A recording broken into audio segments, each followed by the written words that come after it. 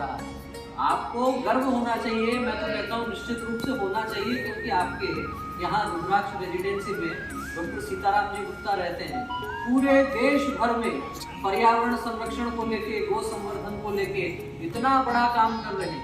जिस तरह से गोकास्ट आप देख रहे हो आपके हवन कुंड में रखा है, लकड़ी की जगह गोकास्ट का उपयोग हो, तो मैं कह सकता हूँ कि कोई चलता पद चिन्हों पर कोई पद चिन्ह बनाता है वही सूरमा इस जग में जो अपनी राह बनाता है। गोमय परिवार के माध्यम से डॉक्टर सीताराम जी गुप्ता ने एक नई राह बनाई, एक अभिनव राह बनाई, एक अनूठी राह बनाई, और उसमें ये जो पंचकोटीय यज्ञ है ये भी एक साधन है। और आज की इस व्यस्तता के समय में ये कोई आसान काम नहीं है। हर रविवार को देखो ईश्वर की कृपा है 32वां आयोजन आपके यहाँ है। एक बार ताली बजाकर हम सब स्वागत करें, और मैं आग्रह करूंगा डॉक्टर सीताराम जी से आप आए और इस विषय में अपने विचार रखें। डॉक्टर सीताराम,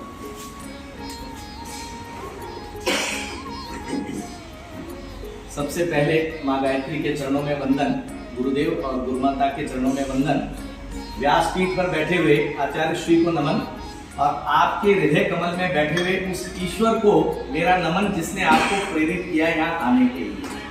मैं अपनी बात को आगे बढ़ाऊं उससे पहले हर बार मेरा एक विचार होता है कहानी के माध्यम से अपनी बात को आगे बढ़ाता हूँ।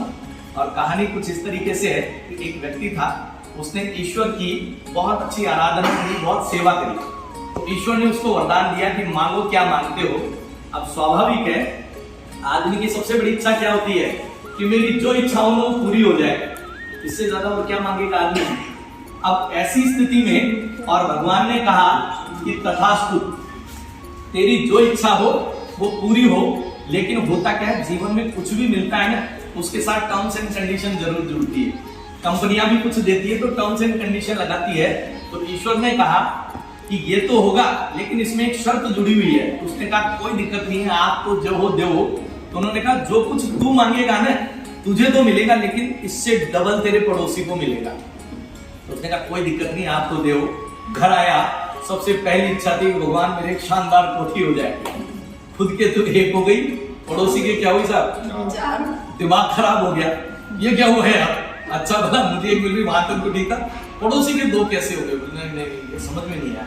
फिर उसने कहा एक ट्राई और करते हैं, बोले जी चमचमाती एक BMW बड़ी आ जाए, खुद के तो एक आई पड़ोसी के। दिमाग खराब हो गया, ये कौन सा वरदान हो गया, मांगता मैं हूं, तपस्या मैंने करी, मेहनत मैंने करी, पड़ोसी को फिर रिबन नहीं मिलता है।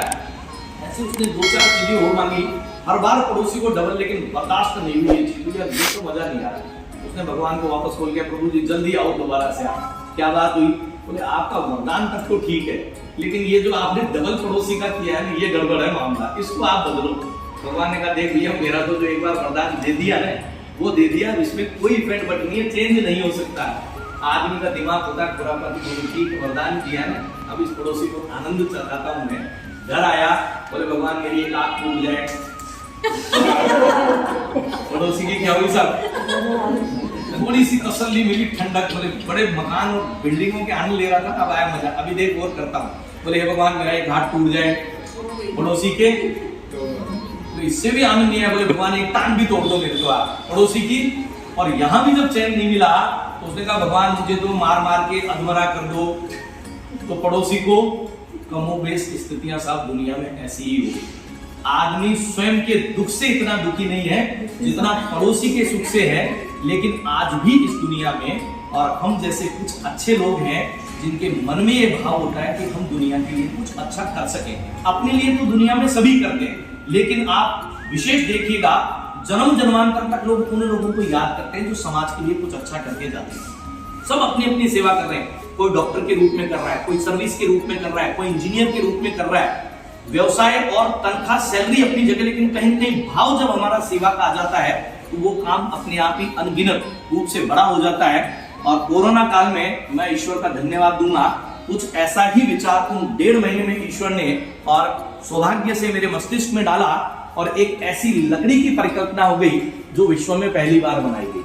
तो उन दिनों विचार उठा कि प्रकृति तो सब कुछ ठीक करती है, बिगाड़ने का काम कौन कर रहा है, कौन कर रहा है, और उसमें भी सबसे ज्यादा इंसान। और जब थोड़ी सी रिसर्च की तो पता चला कि एक काम बहुत गड़बड़ हो रहा है जिससे बहुत बड़ा पॉल्यूशन हो रहा है। अंतिम संस्कार की यदि हम बात करते हैं, एक अंतिम संस्कार में 2 पेड़ गाया होते हैं और पूरे भारत में 1 करोड़ अंतिम संस्कार होते हैं। 2 करोड़ पेड़ काट के महज इसलिए जला दिए जाते हैं क्योंकि अंतिम संस्कार करना है। अब चूंकि हमारे सनातन से जुड़ा हुआ मुद्दा है, हम उसको डिनाई नहीं कर सकते हैं, पर लगा इसका विकल्प कहां खोजा जा सकता है। और जब ये काम कर रहे थे तो पता चला केवल गोबर और गौमूत्र से 250 तरह के प्रोडक्ट बनते हैं। और विडंबना हमारी क्या है, जितने भी लोग गौशाला में जाते हैं, हम दान तो दिए आते हैं, लेकिन हमने कभी इस पे विचार नहीं किया क्या ऐसा कोई कार्यक्रम किया जा सकता है कि गोगव्यों को घर घर तक पहुंचा दे। जिस दिन गोगव्य घर घर पहुंच गए, मेरा ये दावा है किसी गौशाला को किसी दान की आवश्यकता ही नहीं पड़ेगी। उसका एक छोटा सा उदाहरण आपको दूंगा। देशी गोमाता के गोबर में 21 तरह की जड़ी बूटियां और देशी घी मिलाया और ऐसी धूप बत्तियां तैयार की गई जो आपकी थाली में भी रखी हुई है और उसको नाम दिया लघु यज्ञ। एक धूप बत्ती यदि घर में जल गई, 12 घंटे तक आपके घर में पॉजिटिव ऑरा रहेगा। नित्य प्रति मेरे यहाँ पे 2 जलती है और आपको मुझे ये भी बताते हुए पसंद है, पिछले दिनों 5000 घरों तक इन डब्बों को हम पहुंचा चुके हैं जहां पे नित्य प्रति वो लोग सुबह शाम इन्हीं को काम लेते हैं और उनसे आने वाली राशि कहीं न कहीं प्रत्यक्ष और परोक्ष रूप में गौशालाओं तक पहुंचती है। ये केवल एक प्रोडक्ट की बात है, ऐसे 250 तरह के प्रोडक्ट बनते हैं जिनमें अलग अलग आपके घर में पहुंचा लगता है, फिनाइल का लगता है, ये भी गौमूत्र से बनने लग गया है। फसलों के लिए खूब सारी चीजें बनने लग गई है और फिर हमने कहा कि अब इसको लोगों तक कैसे पहुंचाएं।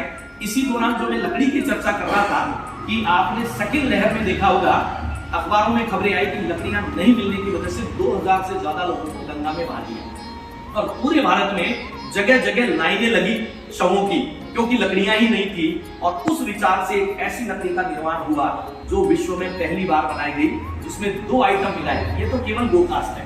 हमने जो तैयार की वो आई गोमेन संविदा, जिसमें एग्रीकल्चर वेस्ट, जो पराली शब्द आपने सुना होगा, पंजाब और हरियाणा की सबसे बड़ी प्रॉब्लम है। राजस्थान में भी है, उसका नाम अलग है, वो है सरसों का एक्सट्रैक्ट, तूड़ी।